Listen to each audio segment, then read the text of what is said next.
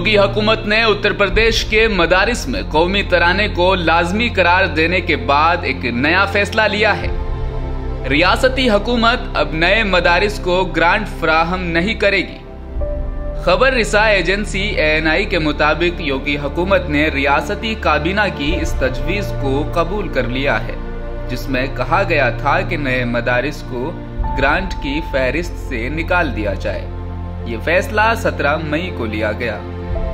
India today की report के मुताबिक गुज़श्ता बजट साल 2021-2022 में यूपी हुकूमत ने मदरसा की तजदीद स्कीम के तहत 480 करोड़ रुपए मुख्तस किए थे। मदरसा बोर्ड ने इस फैसले का खैर मकदम किया था और कहा था कि इससे तलबा को खास तौर पर रियाजी, अंग्रेजी, हिंदी, साइंस और होम साइंस जैसे मज़ामीन में बेहतर तालीम फराहम करने में मदद मिलेगी।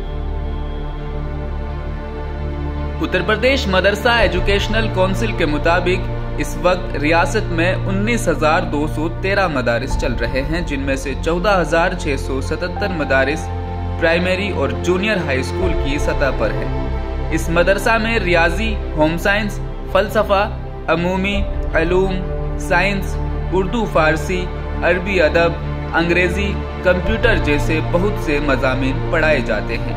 काउंसिल के मुताबिक रियासती हुकूमत के ज़ेरे इंतज़ाम मदारिस को वक्तन फ़वक्तन ग्रांट दी जाती रही है।